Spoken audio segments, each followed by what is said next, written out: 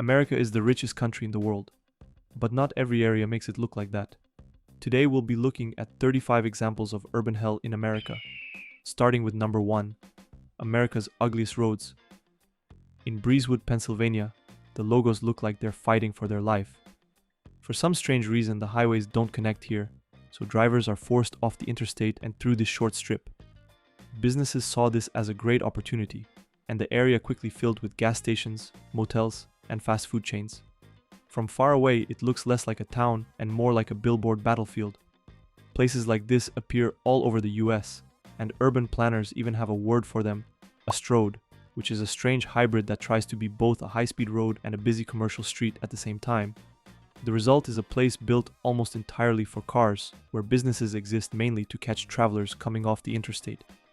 People driving through can be completely overwhelmed by advertising, but if you have been on the road all day, it can also weirdly feel like an oasis. In Ohio outside Dayton, you start seeing ads before you even reach the city. Long before you arrive anywhere, the brands have already beat you to it.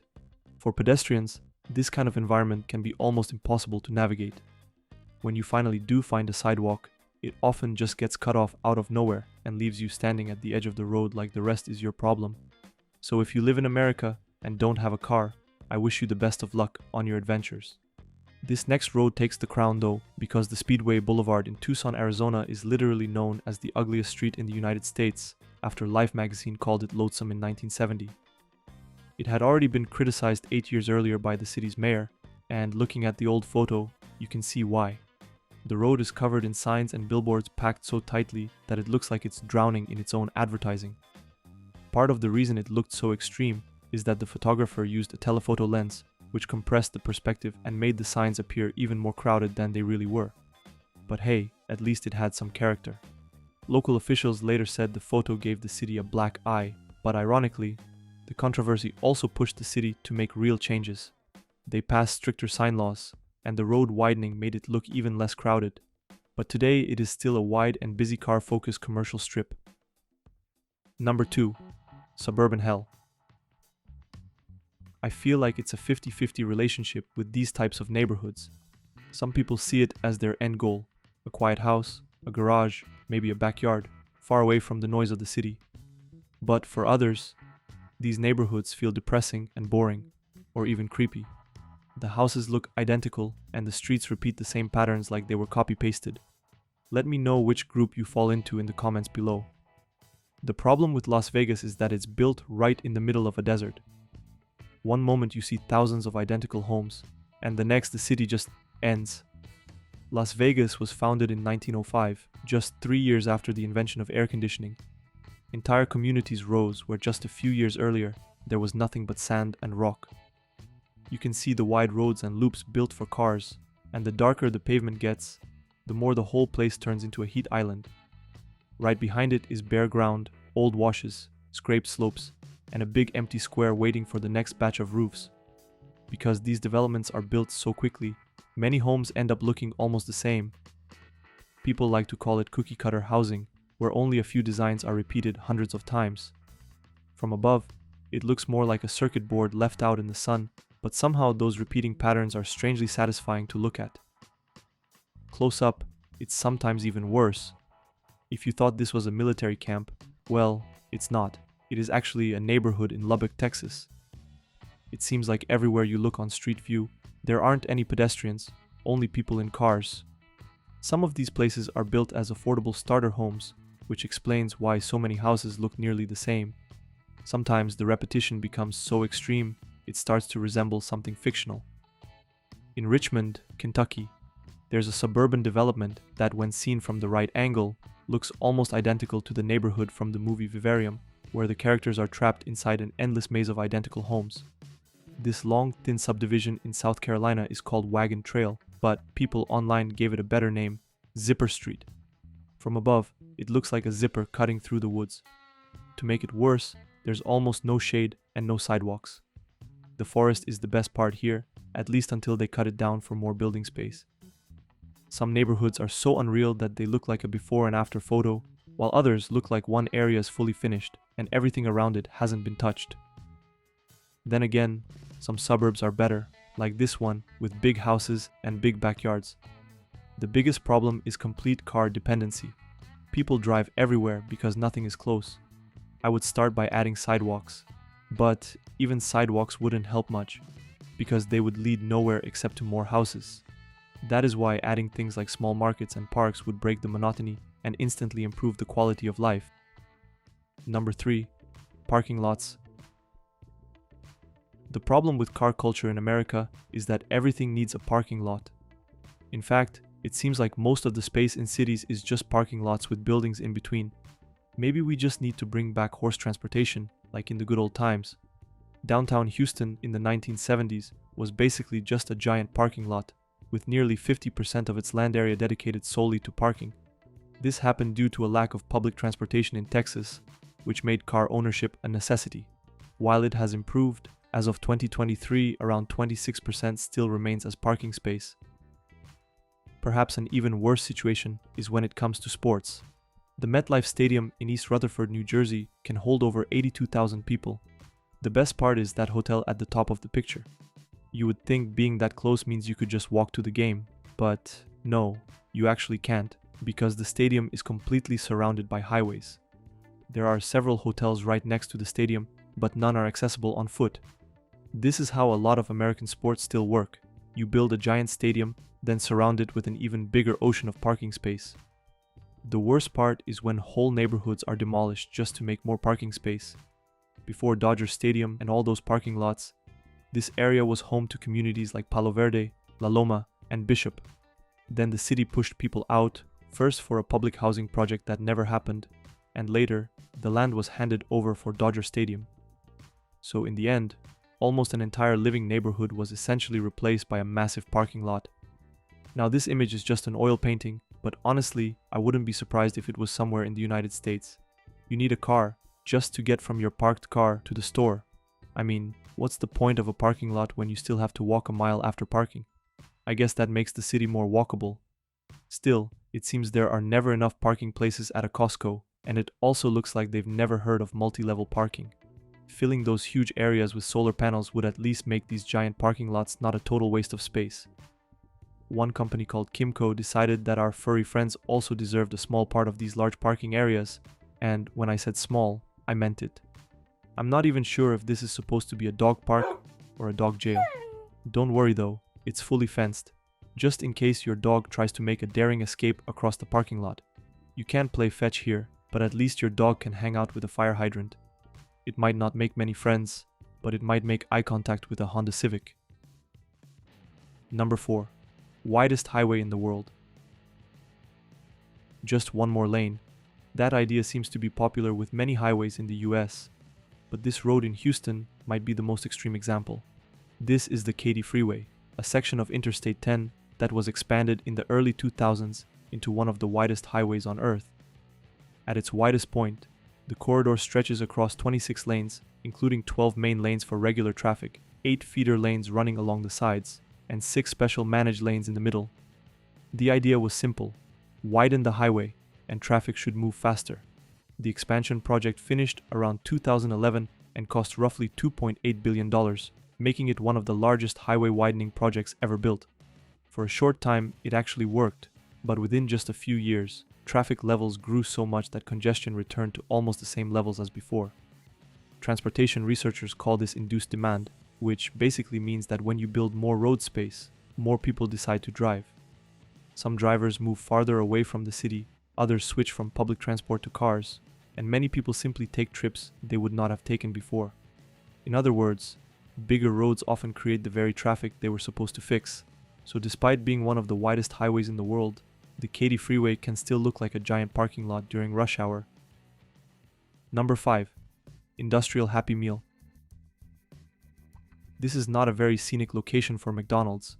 It almost looks like some sort of film set, but it's a real location.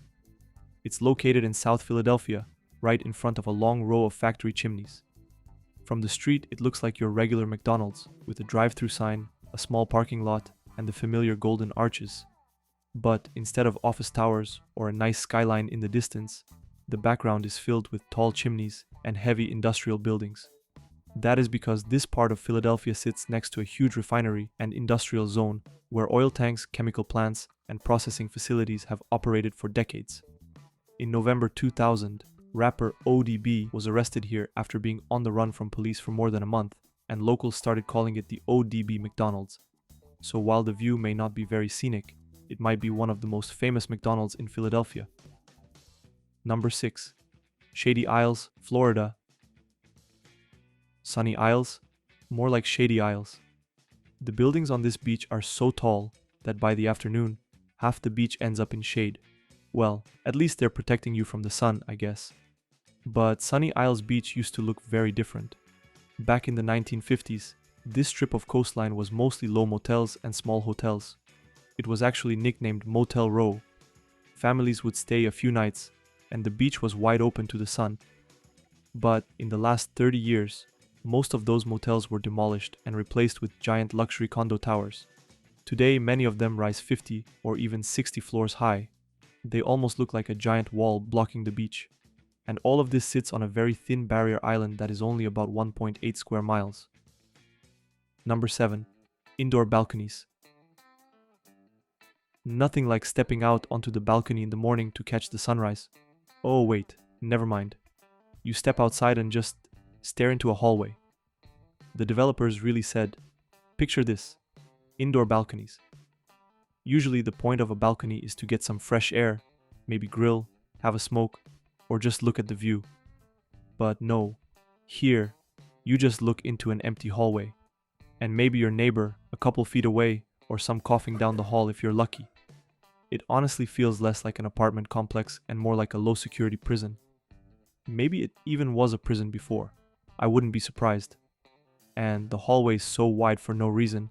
At this point, they could have just made the apartments bigger instead of building this weird indoor courtyard thing. No plants, no sunlight, no anything. I mean, I guess you could put a plant out there. It would probably thrive under the fluorescent lights. Number 8. City-sized interchanges. Let's talk more about road life in America. This junction in Atlanta is so large that people online love comparing it to Florence, Italy. Now, to be fair, that comparison is a little sneaky. It is not really the size of the whole modern city of Florence, but closer to the size of Florence's historic center. And yes, that is still a pretty crazy sentence. An interchange built for cars now takes up about as much space as one of the most famous historic urban centers in Europe. I'm not saying it's all bad though. Without an interchange like this, hundreds of thousands of cars would have to pass through normal intersections, which would basically turn the entire area into one giant traffic jam. And interestingly, if you look about 5 miles northwest of historic Florence, you'll actually find a highway interchange and airport complex that is almost the same size. So even the land of Renaissance cities still needs a lot of modern infrastructure to function. Another size comparison, Houston, Texas, and Siena, Italy. This one is even better because it shows the population, with Siena's city center having about 30,000 residents, while the highway interchange in Houston has, well, 0. Of course, this comparison is not meant to be taken seriously, but it is pretty interesting when you compare it to a whole city that could have been placed there. To be fair though, Houston's metro area has more than 7 million people, while Siena is much smaller, so it's not surprising that the requirements for roads are different. Sometimes the infrastructure built just to move people around can take up as much space as the places where people actually live. I think Siena would look a lot better with a Walmart and a giant parking lot though. The sizes of these intersections honestly just prove that the US doesn't really have a land shortage. Like the Fiesta Stack in San Antonio, a 5-level interchange, which by 2025 had its tallest flyover reach about 128 feet high, making it the highest highway flyover in Texas. It feels exactly like the kind of record Texas would want. Or the Newark Airport interchanges in New Jersey. Make sure you're paying attention while driving through this one. But if you're wondering what the largest stack interchange in North America looks like, well, this is it. This thing is absolutely massive. Entire neighborhoods were destroyed to build it. What you're looking at is the Judge Harry Pregerson interchange in LA, a 5-level stack interchange with some of the ramps rising over 130 feet above the ground. Despite how chaotic it looks, this kind of design is actually super important. Without these stacked flyovers, traffic from 2 major freeways would have to merge at ground level, which would create constant gridlock. Instead, The ramps allow cars to move between highways without stopping or crossing other traffic, keeping hundreds of thousands of vehicles moving every day. Los Angeles is one of the most car-dependent cities in the world, so infrastructure like this became unavoidable as the city grew. But at least the city has no traffic now. Am I right, guys? Well, not exactly. In fact, it is still one of the most congested cities in the US, and you don't even want to know what it's like during the holidays. If you thought this was the Trailblazers logo at first, well, it's not. This is actually just traffic during Thanksgiving in Los Angeles. And the worst part is it happens every year. I'm sure adding one more lane will fix it though. Number 9. Volkswagen car graveyard. This is what happened after Volkswagen got caught cheating on diesel emissions tests. The company bought back about 350,000 diesel cars in the United States and ended up spending more than $7 billion doing it. Then it had to put those cars somewhere. So Volkswagen spread them across 37 storage sites around the country. Some ended up at a former football stadium in Michigan, some at an old paper mill in Minnesota, and thousands were parked out here in the California desert near Victorville. Volkswagen leased about 134 acres at this one site alone, enough space for around 21,000 cars. By the end of 2017, the company was storing about 294,000 vehicles across the US. Most of the cars you see here are buybacks from regular drivers who took the settlement money and handed them over. The plan was to keep them parked until they could be fixed, resold, exported, or broken down for parts. So this is not a junkyard, but more like a waiting room for cars, slowly filling up with fine desert sand. And if someone digs this place up thousands of years from now, they might think we had a massive traffic jam in the middle of the desert. Number 10. Paris, Texas. They say everything is bigger in Texas. Well, this might be the exception. There are many replicas of the Eiffel Tower around the world, but Texas didn't just copy the tower. They even named the town after the famous city it lies in. This is the Eiffel Tower in Paris, Texas, a small town about 100 miles northeast of Dallas.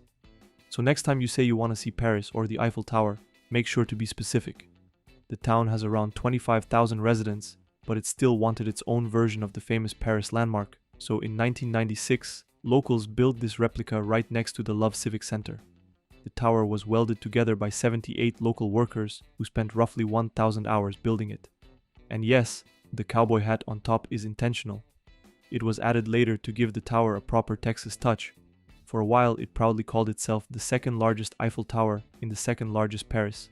Then Las Vegas built a bigger one in 1999 and stole the title. But at least this Eiffel Tower comes with a cowboy hat. Number 11. Interchange on Beach. This might be one of the strangest highway exits you will ever see. In Biloxi, Mississippi, Interstate 110 ends right on the beach. Instead of a normal interchange, the road makes a tight loop and drops drivers almost directly onto the sand. On one side, you have the water. On the other side, there's a baseball stadium, parking lots, and a large casino resort. It almost looks like someone ran out of land and just bent the highway around at the last second. While it may look unusual from above, this tiny loop actually connects the interstate to miles of beach that stretch across the Mississippi coast. Still, it's not every day you see a highway exit that basically ends at the ocean. Number 12. Anti-homeless architecture. This is the definition of fixing a problem with a problem. Instead of spending money on this kind of architecture, cities could spend it on reducing homelessness and helping homeless people. But in their minds, this is cheaper than actually dealing with homelessness, and it also requires less thinking. There are benches that still look like benches, but the extra handles in between split them into narrow sections, so you can still sit, but not lie down. Some benches go even further and are divided into separate seats with gaps in between. Sometimes this is done so aggressively, it's almost funny. I don't even know if this is considered a bench anymore. Critics even call these pro-disabled seats anti-homeless architecture in disguise. Then you get these wavy wooden benches, which somehow manage to look elegant and hostile at the same time. Street heaters are wrapped in metal cages, with ridges and bumps on top so nobody can stretch out there either. And that long metal edge covered in sharp little shapes is basically a polite way of saying, do not sit, do not lean, and do not stay here too long. The worst part is that none of this solves the bigger problem. It just pushes people a few feet away while making life worse for everyone else too, especially elderly people, disabled people, and anyone who simply needs a place to sit. Number 13. Tent City. This is downtown Washington, D.C., the capital of the richest country on earth, and still, there are tents on the grass. Not out on some distant edge of the city either, but right between office towers, traffic, and the polished center of federal power. At first glance, it almost looks like a campsite in a park. Then you notice the shopping carts, the tarps, and the fact that these tents are standing just blocks from the White House. For a few years, scenes like this became common, and during the pandemic, officials pulled back on clearing camps, so the number of encampments across Washington rose sharply. Even today, the city's official homeless count is over 5,000, so when one camp gets cleared, the problem usually does not disappear, it just moves somewhere else. Number 14. The Concrete Jungle. New York City is perhaps the most famous city in the world, filled with skyscrapers, crowded streets, and millions of people, which is why people often call it a concrete jungle. Believe it or not, the term actually goes back as early as the early 1900s to describe large, dense cities filled with buildings. And New York City just happens to be one of the places where the nickname fits especially well. In some areas, skyscrapers line up so tightly that they form massive walls of glass and concrete stretching for entire blocks. This picture makes me think we are kind of similar to bees in a way, except of course, they don't have to pay rent. In recent years, housing in New York City has become some of the most expensive on earth. In Manhattan, the median rent for a one-bedroom apartment is often well above $4,000 a month. That's why many people opt for whatever they can get. Micro-apartments were made as a clever solution to the housing shortage. Some of these apartments can be as small as a typical parking space and are often designed to fit more people into the same building.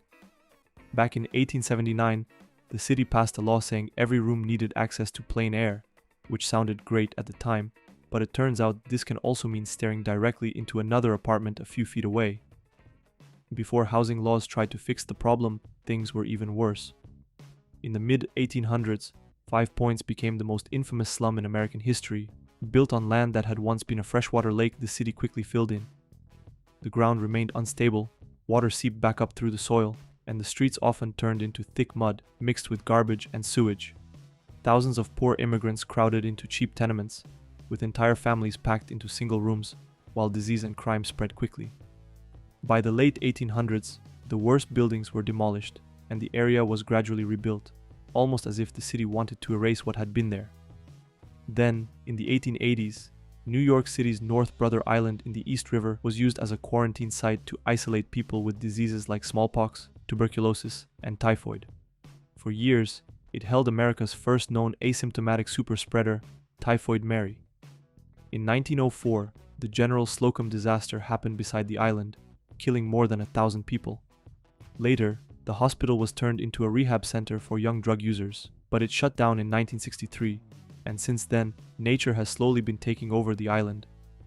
Even Central Park wasn't always the peaceful green oasis people imagine today. The area used to be a large reservoir that stored drinking water for New York City, but it was drained in the late 1920s with plans to turn it into a park lawn. Then the stock market crashed and construction stopped, leaving the empty basin to become a small shanty town during the Great Depression, where people who had lost their homes built makeshift shelters. These settlements were called Hoovervilles, named after President Herbert Hoover, who many Americans blame for the economic collapse.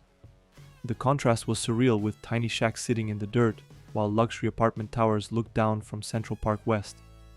By the 1960s, the air could get so dirty that the skyline almost disappeared into smog.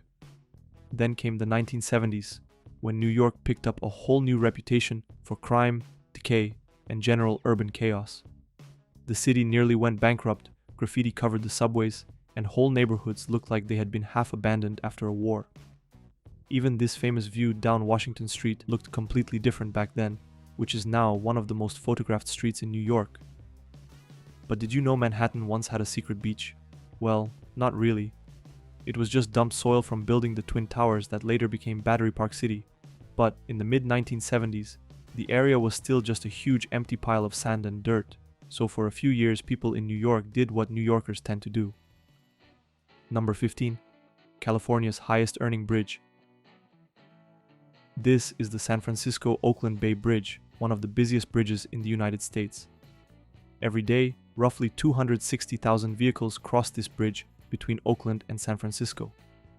This also means drivers pay more than $2 million in tolls daily just to cross it, which makes this bridge not only one of the most important transport links in the Bay Area, but also a surprisingly good business. In fact, the Bay Bridge alone carries about 35% of all toll bridge traffic in the entire Bay Area, and the 7 state-owned bridges together are expected to generate nearly $1 billion in toll revenue just this year. The bridge originally opened in 1936 after just 3 years of building, and at the time, thousands of people even walked across it before cars took over. In 2013, the eastern span of the bridge was completely rebuilt at a cost of about $6.5 billion, making it one of the most expensive bridge projects ever built in the country. From above, the traffic almost looks beautiful, but if you're actually sitting in it, it probably feels a lot worse. Number 16. US-Mexico border. Right here is a place on the US-Mexico border called Friendship Park. How ironic. People who have family on the other side sometimes come here just to talk through the fence. They stand only a few feet apart, separated by thick steel bars and layers of metal mesh. For years it was one of the few places along the border where families divided between the two countries could still see each other face to face. Not far from there is one of the main pedestrian crossings between San Diego and Tijuana. The entrance looks less like a welcome between two countries and more like the doorway to a prison. But even getting to the border in the first place is not so easy, because at the San Isidro crossing, the busiest land border crossing in the world, long lines of cars stretch for miles. On busy days, drivers can spend 2 or 3 hours just waiting to cross into Tijuana. Number 17. New York City subway. This is the part of the New York City subway that tourists usually do not imagine. I can almost smell the musty bricks and petrol in the trapped air. Also beware if you see any strange turtles down there. One of the system's most infamous stations, Chambers Street, looks half abandoned, yet not only is it still in service, it's in one of the wealthiest areas of Manhattan, right next to the financial district. When you consider how many people live in a city this size and ride the subway every day, conditions like this are a clear indicator that more money needs to be spent on the system. It makes it feel like the city forgot this part was still in use. The sad part is that you can still tell it was meant to look elegant, because the old mosaic tiles and thick columns are still hanging on under all the grime. Chambers Street was built as a major lower Manhattan hub, but after service changes in the 1960s, a lot of its importance disappeared, so the station stayed open, but the upkeep clearly did not keep up. To be fair, this is one of the worst stations in the whole system, but it still says a lot that one of the richest cities on earth lets a station look like a horror game level. Not only is the quality of some of these stations bad, but you also have to deal with overcrowding. An enormous number of people use this system every day, because New York's subway is huge, runs all the time, and carries millions of riders across 472 stations and 665 miles of track. When that many people depend on the same platforms, stairs, and trains, even small delays turn into jams very quickly. If you made it to this part of the video, let me know where you're watching from in the comments. Also, 98% of you who watch my videos aren't subscribed, so make sure to hit that sub button and notifications bell if you want to see more videos like this. Thanks guys. Now let's get back to the video. Number 18. A lonely house. Looks like the house from Up made it into Atlantic City. This used to be a real neighborhood, but once the area got zoned for casinos, buildings were demolished and only a few houses were left behind. It almost looks like this house refused to leave, or maybe just held out for a buyout that never came. So now it's stuck in the worst possible spot. It's small, a little worn down, and completely dwarfed by that massive billion-dollar casino behind it. That building rises up like a cliff, and the house barely even registers next to it. Around it, there's empty land, patches of dirt, and a few buildings that look half forgotten. Number 19. Graffiti towers. These are the ocean-wide Plaza Towers in downtown Los Angeles, a massive luxury development that was supposed to include condos, a hotel, and a shopping complex. They are pending to be sold for $470 million after the original $1.2 billion project stalled in 2019. That's a 60% drop. Construction started in 2015, but in 2019 the project suddenly stopped when the developer ran out of money. Since then, the towers have just been sitting there, unfinished, with empty floors, open balconies, and no real security. So in early 2024, graffiti crews started climbing inside and tagging entire floors on every single level. From a distance, it now looks like a tall wall of graffiti. Number 20. Cape Coral.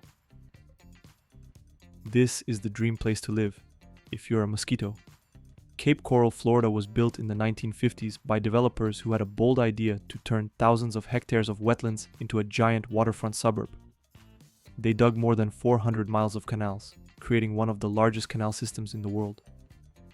Honestly, this place looks pretty incredible and unique at first, until you look at it from above. Then the city looks almost unreal. I feel nauseous just looking at it. At first glance, it almost looks like a giant maze stamped onto the landscape. The promise was that every home could have water access, but many of the canals don't actually connect to the Gulf, so some houses have docks and boats on canals that never reach the ocean. They actually kind of act more like roads, so you can take your boat to do groceries or run to the store. But they also help funnel storm surges into houses, and alligators, of course. There are a lot of parks and places to explore, but there's no real downtown area despite 200,000 people living there. And there are many cul-de-sacs, which means a huge amount of traffic in a place where getting anywhere means getting in a car. Many people are also worried that because it sits so low near sea level, it could be one of the first places to go underwater if sea levels rise. Number 21. California's oil beaches. If you looked around Southern California in the early 1900s, the skyline looked very different. This might even look like a normal beach at first, until you look a little further and see wooden oil derricks instead of palm trees. After oil was discovered across the region, places like Venice Beach, Huntington Beach, and Long Beach turned into drilling frontiers almost overnight. In Huntington Beach, oil struck in 1920, and within a year, the coastline was crowded with derricks, cables, and pump jacks, which is why many people called it Oil City at the time. In Venice Beach, oil derricks were drilled directly inside neighborhoods. They rose between houses, behind sidewalks, and sometimes only a few feet from the ocean. One newspaper described the area as a forest of steel trees. The oil boom made California one of the most productive oil regions in the world. By the 1920s, the state was producing tens of millions of barrels each year, but it also created one of the strangest landscapes in American history. Because of that, Southern California looked less like a paradise coast and more like an industrial oil field that just happened to have beaches. Number 22. Biggest downgrades in America. This was Chicago's old federal building in the early 1900s, a massive stone structure with a huge dome, classical columns, and ornate detailing that dominated the entire block. But by the 1960s, it was seen as old and was torn down. A new complex called the Chicago Federal Center was built instead, sleek black towers of steel and glass around an open plaza with the red flamingo sculpture. In other words, Chicago traded carved stone and a dome for straight lines and a grid.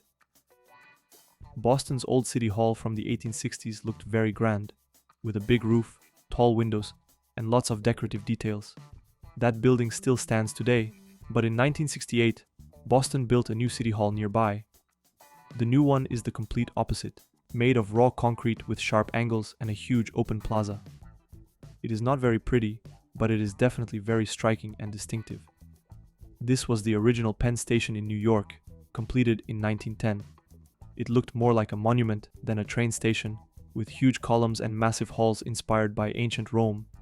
But by the 1960s, the railroad company was losing money and sold the land above it. The building was demolished, and Madison Square Garden was built on top. The backlash was huge, and the loss of Penn Station helped start the historic preservation movement in New York, which later saved places like Grand Central Terminal from the same fate. This is downtown Milwaukee in the 1940s, a dense neighborhood filled with churches, homes, and small streets surrounding Red Arrow Park. In the 1960s, the city made room for the automobile, and entire blocks were cleared to build massive highway ramps cutting straight through downtown. It's pretty wild to see how much that section of downtown changed, and it's just another example of how American cities were redesigned around cars. By the way, things like that are still happening. In Houston, Entire apartment buildings were cleared, and hundreds of residents were relocated to make room for a planned expansion of Interstate 45.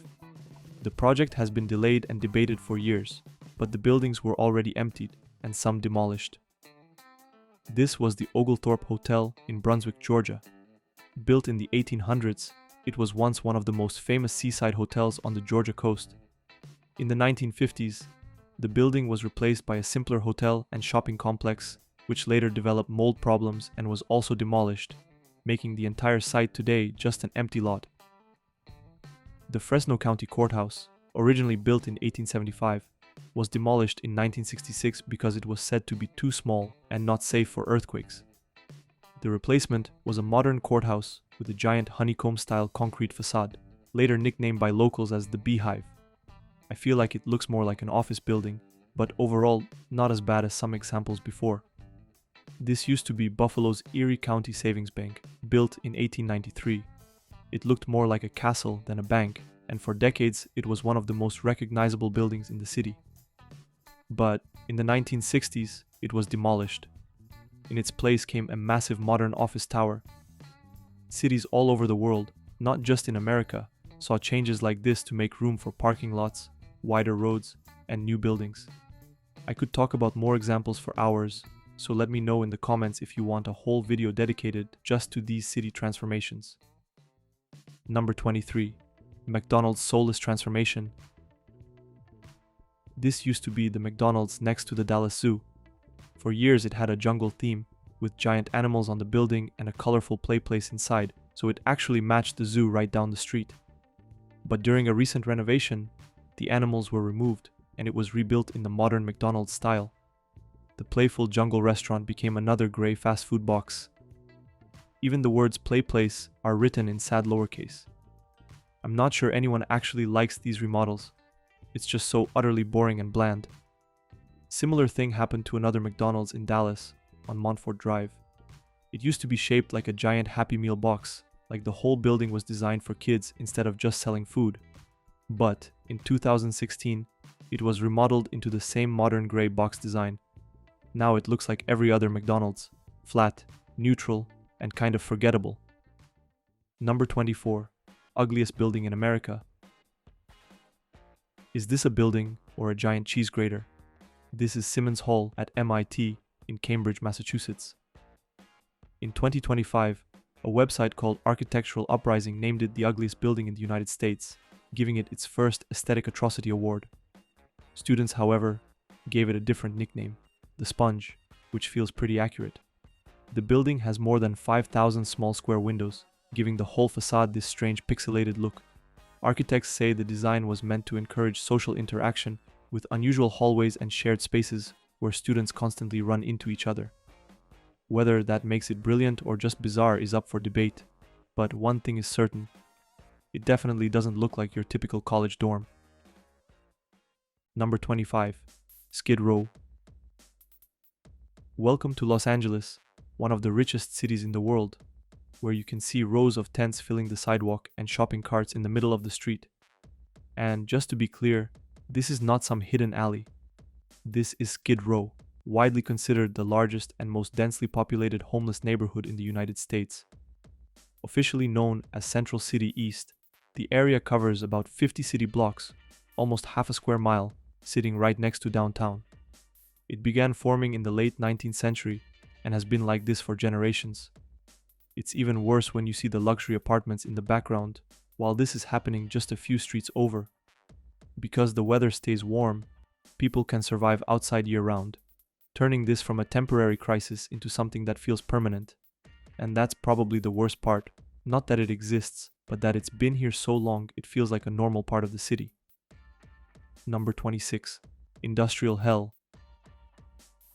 Imagine moving to a new city for the first time, happy you got a great deal on your new house and excited to relax at the beach just outside your home. Then you realize this is your view. Let's be real, the US wouldn't be where it is without their industries. And honestly, industry is not meant to be pretty. But that doesn't mean there aren't some places out there that really catch the eye. I can almost smell this picture. In Baton Rouge, Louisiana, the state capitol rises in the foreground, while one of the largest oil refineries in the country fills the skyline behind it. The refinery has operated here since 1909, and today it can process more than 500,000 barrels of crude oil a day, making it one of the biggest refineries in the United States. This whole stretch of Louisiana is also part of what people call Cancer Alley, which really does not help the atmosphere here. The Capitol itself is not subtle either, because at 450 feet tall, it is the tallest state capitol building in America, which somehow makes this whole view feel even more dramatic. There's a graveyard sitting right next to one of these chemical plants in the same region. Kind of ironic if you ask me. The whole area contains around 200 petrochemical plants and refineries, so in some places here, the landscape is basically refineries on one side and cemeteries on the other. Not exactly subtle.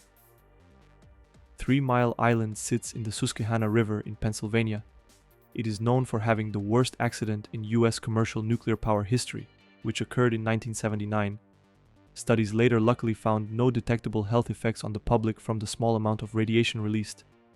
It has been closed since 2019, but one unit is planned to restart by 2028 to power Microsoft data centers. This almost looks like some strange abstract pattern, but every single black line here is a train full of coal. This is Lambert's Point in Norfolk, Virginia, the largest coal export terminal in the Northern Hemisphere. Coal from across the Appalachian Mountains arrives here by rail, gets sorted in this enormous yard, and then loaded onto ships headed all over the world.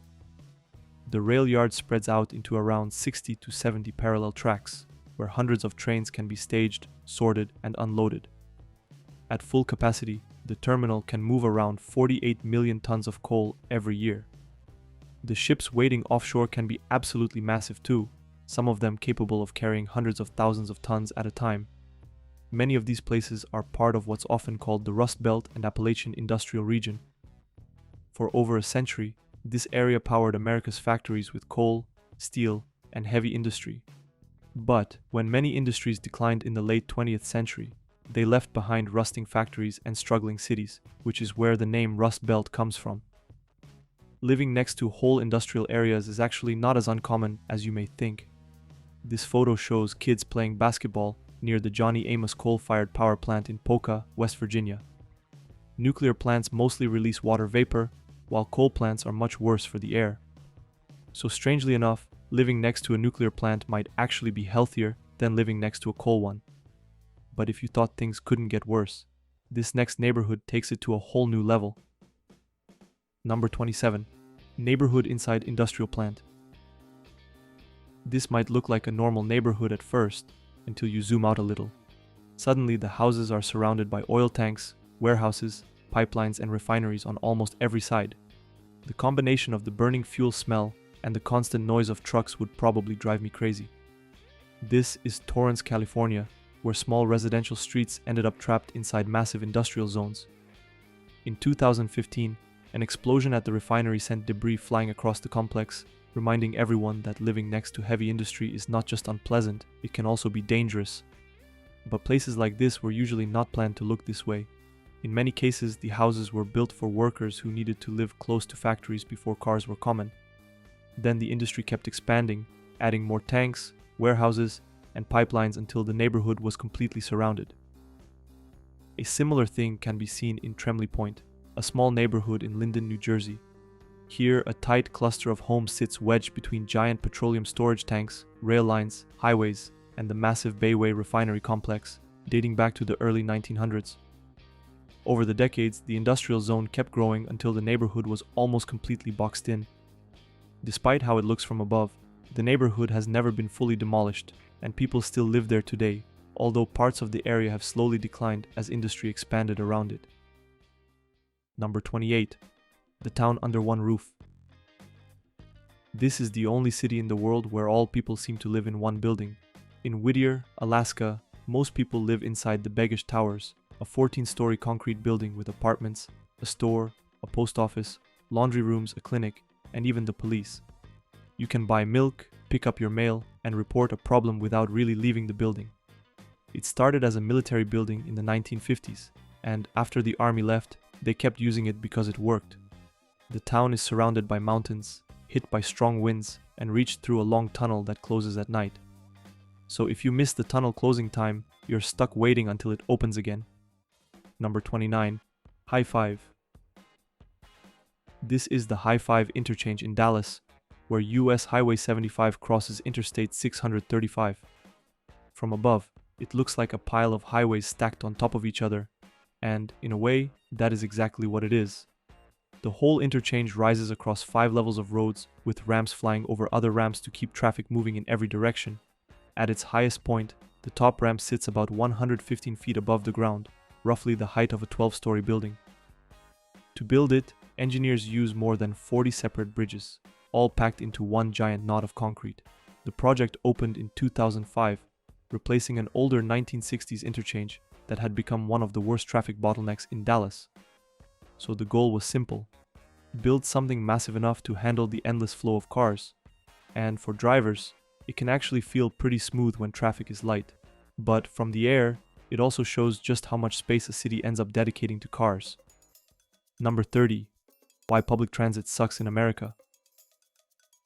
These maps show how far someone can travel using public transportation in about 90 minutes from London and San Francisco, both drawn at the exact same scale of roughly 45 miles. But people say this is incorrect because you can get a lot further from London in 90 minutes by train than this map shows.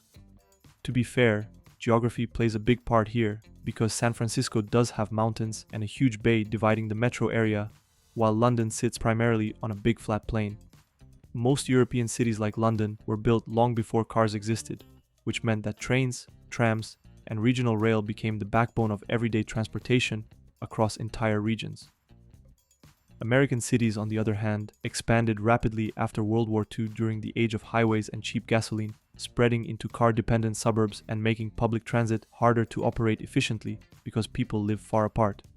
That's why public transportation in the United States tends to work well only in a handful of very dense cities like New York, Chicago, Washington, D.C., and Boston, where metro systems were built early and large numbers of people still live close enough to use them.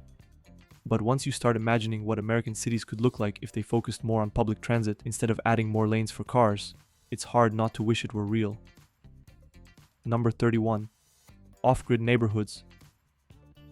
Hope you guys don't have OCD. This is what happens when someone says, "Don't just design a grid." This neighborhood in Jacksonville Beach, Florida looks normal at first, but in the middle, the streets suddenly rotate. Most of the town follows a neat grid aligned with the Atlantic coastline and the beach highway. Yet this small section between about 5th and 9th Avenue runs straight north to south instead. Historical maps suggest this strange block was developed later, around the 1940s, but instead of matching the coastal grid, the developer aligned the streets to true north. The most likely reason is simple. Rotating the streets probably allowed the developer to fit more houses onto the land. Now these people are literally living off the grid. This is what happens when two competing grid systems collide. One grid runs straight like most American towns, while another cuts across it at a sharp angle, and the result is a neighborhood locals call the slant streets.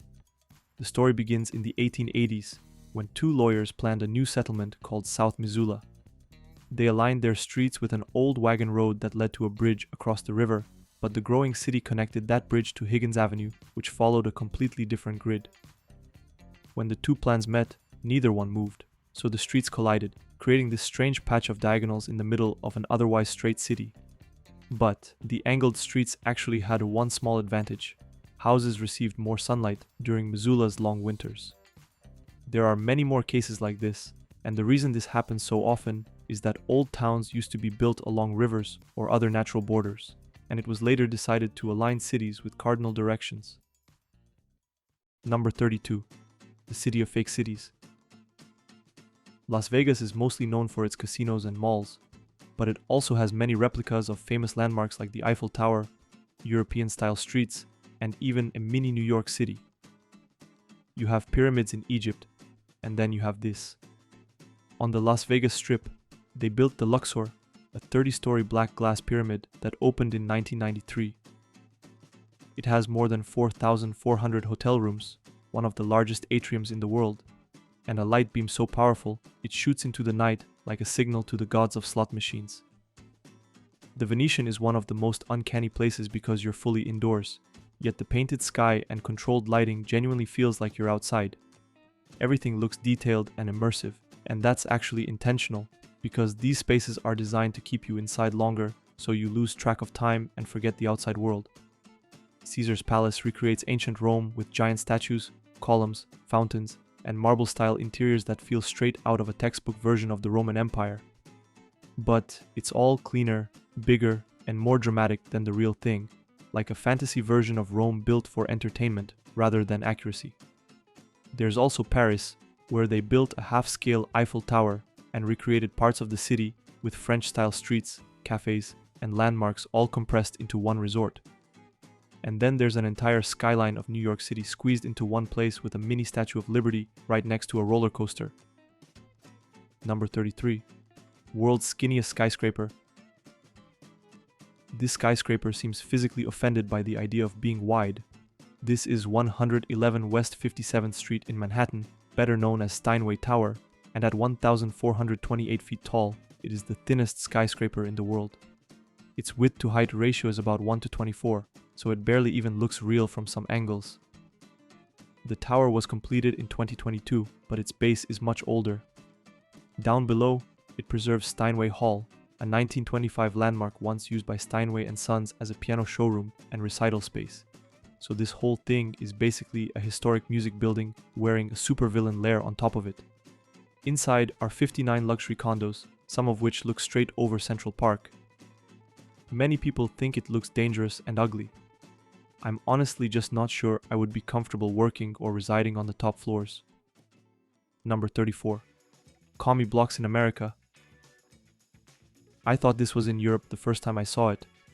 Pruitt-Igoe was built in St. Louis in the 1950s as a huge public housing project with 33 towers, each 11 stories tall, and nearly 2,900 apartments, located where old slums once stood. At full capacity, more than 10,000 people were meant to live here. Each building was long, plain, and repetitive, with bare grass around it and very little street life in between. The apartments were small, many kitchens were cramped, and the elevators only stopped on the 1st, 4th, 7th, and 10th floors, so people had to drag their groceries, laundry, and kids up the stairs almost every day. Those shared corridors and stairwells were supposed to be social spaces, but they quickly became the parts people feared most. There were also barely any shops, and not enough of the everyday things that make a place feel like an actual neighborhood. That's why it started losing people fast. Jobs moved away, and the project was left with poorer and poorer tenants and less rent money for maintenance. By the late 1960s, whole buildings were half empty. Heating, plumbing, and the lights failed, windows were smashed, garbage piled up, and in some hallways even sewage leaked through the floors. In 1972, St. Louis started blowing the towers up on live television, and over the next few years the whole complex was demolished. Number 35. Gutted buildings. Ever seen a gutted building? If you thought this was a movie set at first, don't worry, you're not alone. This is known as facadism, where the historic exterior of a building is kept standing while almost everything inside is removed and rebuilt. Just put a roof on it, and it's the world's largest studio apartment, probably still cheaper than a studio apartment in New York City. This is the center building at St. Elizabeth's in Washington, D.C., part of the former St. Elizabeth's Hospital campus, a massive psychiatric hospital complex built in the 19th century. From the outside, it looks like a beautiful historic building, but inside, it's completely empty, literally. All the brick exterior walls are still standing, supported by steel braces, while the inside was stripped almost completely bare. I bet the ghosts haunting this place are really confused. The site itself is a National Historic Landmark, so demolishing the building entirely was not really an option. Instead, the government kept the historic shell and rebuilt the structure inside it, so technically, the historic building survives. A similar thing happened to the White House between 1949 and 1952, when the building had become so structurally unstable that it was close to collapsing. Floors were sagging, beams were splitting, and at one point even a piano leg crashed through the floor, so the entire interior of the White House was removed and rebuilt with a new steel structure, while the exterior walls were kept standing. Meaning the White House we see today still has its historic exterior, but most of the interior dates from that reconstruction. Let me know, guys, is this more urban hell or urban heaven? Which one of these locations shocked you the most? Let me know if you guys want a part 2 or any other topics you would like to see next. And don't forget to like and subscribe for more content like this.